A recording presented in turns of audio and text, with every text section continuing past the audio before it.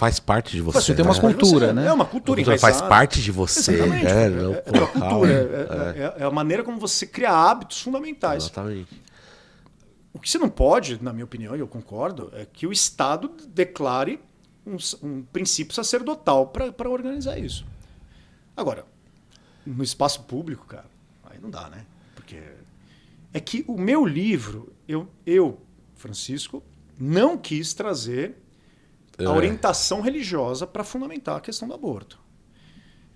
Então, para mim, eu posso discutir o aborto sem apelar para a fé, por exemplo. Eu não chamo a vida de sagrada, sabe, temas, né? Assim, como é que eu chamo a religião para o debate?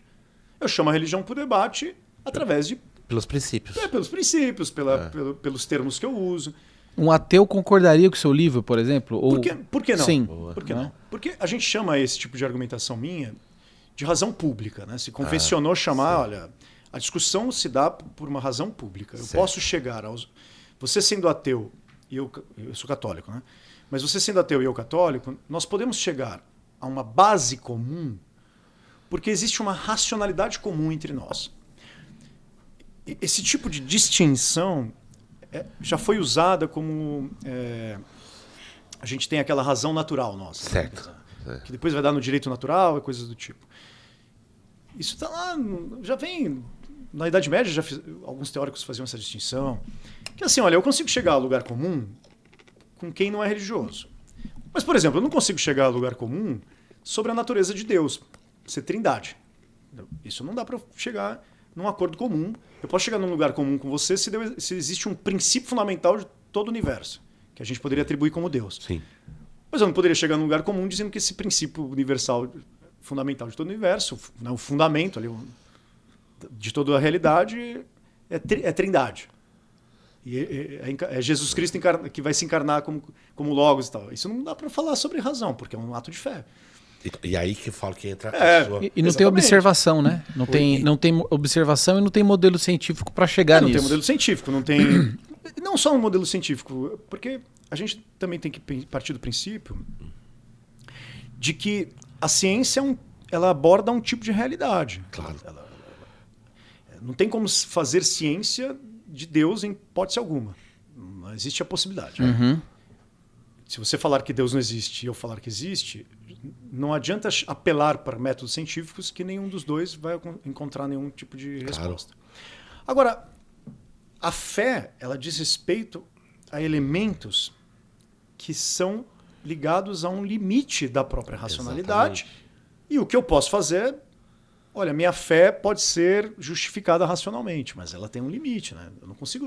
O que tem atrás dessa cortina aí?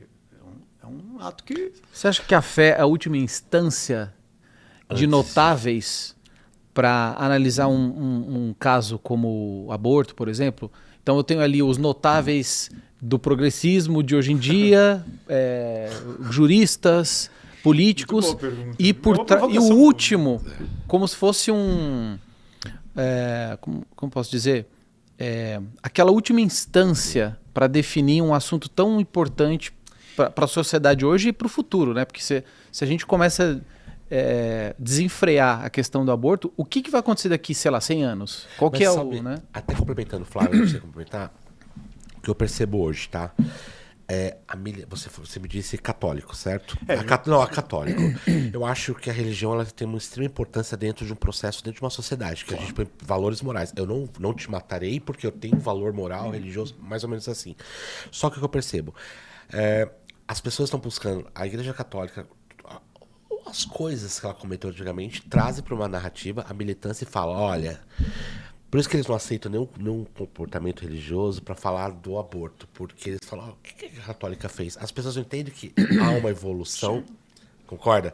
E o Flávio falou, isso é verdade. Então, assim, a militância, você acha que prejudica um pouco? Francisco, deixa eu só colocar um parênteses que aí emenda com isso. Eu sei que, posso estar errado, mas pelo que eu já vi, o movimento, que você falando de movimento, narrativa feminista, era... contra o aborto. No começo era. Sabia dessa? Porque os homens que obrigavam as mulheres a abortar. Quando passou pra mão delas... Quando virou a chave, Francisco? Aí você Na verdade, junta a tudo. grande virada de chave da questão do aborto no movimento feminista se dá na segunda onda, ali, na década de 60, mais ou menos. Que aí começa mesmo. É porque a gente precisa... São muitas perguntas, né? Assim, Por favor. Deixa eu só comentar antes de responder essa, mas eu queria deixar uma coisa para mim, bem clara. Assim. Claro. Eu jamais acho que qualquer debate público, e aqui não é exatamente uma questão do aborto, mas a questão sobre o debate, pode ser distinta de pessoas que são notáveis e de pessoas que não são. Olha. Eu não, para mim, um dos maiores desafios da democracia, inclusive, de uma sociedade democrática, não de um Estado democrático, mas de uma sociedade democrática, é eu saber que pessoas de naturezas as mais diversas não precisam se submeter a pessoas que se colocam como elite, como notáveis. Né? Então, é claro, a única diferença que eu tenho para as pessoas que deram entrevistas aqui no vídeo é que eu tenho 20 anos estudando filosofia. Mas eu não tenho absolutamente nada de notável sobre essas pessoas. E você não tem a pretensão de ser Deus. Exatamente. Né? Para decidir pelos outros, quem vive, quem morre. Exatamente. Então, eu tenho uma dificuldade muito grande de me ver como um ungido na discussão. Tá? Eu sou um ungido da discussão. E, para mim, e aí emendando com a pergunta da militância, eu não acho que a militância atrapalhe. Tá? Porque eu acho que todo ato de militância ele expressa para nós o pluralismo que a nossa sociedade é. E nós devemos enfrentar os desafios desse pluralismo. Agora, é claro que um militante pode se tornar imune a qualquer crítica. Sim. A militância ela acaba, infelizmente, partindo de um pressuposto, partindo de uma ação que ela fica oculta para ela, fica escondida para ela certos princípios daquilo que ela milita. Então, quando você toca ali no fundamento daquilo que a militância está se dispondo a defender, o problema da militância é blindar esses princípios e não se permitir a uma análise mais crítica e rigorosa. Mas, do ponto de vista da discussão, eu não posso privar a militância de participar do debate, porque ela enriquece a pluralidade da discussão. Então, princípios ou crenças também, né? Porque às vezes a pessoa acredita tanto numa coisa que não é, né? Estou usando princípio no sentido de que eu tenho eu tenho algo, né? Eu tenho um núcleo de valor que às vezes é tão intuitivo para mim, que tem um apego tão forte a ele. E isso a militância ela se posiciona defendendo isso. Agora, eu sempre me policiei, é uma questão pessoal, obviamente, de formação minha, de tomar cuidado ao militar uma posição, ou defender uma posição, não me colocar, é onde eu queria encontrar essas duas perguntas, que para mim, por isso que eu não sou militante, sabe? Por isso que eu não me gosto, eu não me vejo bem sendo... linha, né? Um lobo solitário, quase, né? Assim, também pode ser um pouco solitário, mas ser independente, sabe? Ser um pouco independente. Eu acho que tá bom ser palmeirense. Se amarras, né? É bom ser palmeirense e católico. Exatamente. São ótimo já, dois grupos, né? Porque senão dá muito trabalho, né? E aí é o seguinte, que é me ver como ungido, né? Me ver como alguém que tem uma mensagem especial. Porque você sabe que os movimentos políticos, ideológicos, eles surgem dentro do mundo moderno como substitutos de uma crença religiosa. Exatamente.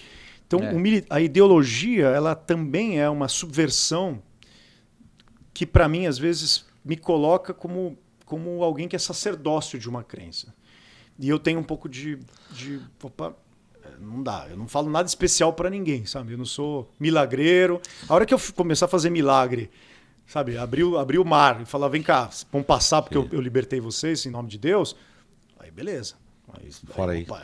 O raso é o cara. Faço um debate, porque você concorda comigo que uma militância é uma crença? De uma maneira invertida. A minha fé é uma crença. Sim. A militância também é. Só que assim, às vezes eu percebo até um lado mais fanático da coisa. E isso prejudica o debate, eu acho. Prejudica para todo mundo, né? Para todos aqueles que de alguma forma são fanáticos, seja o militante ou seja o religioso. Aí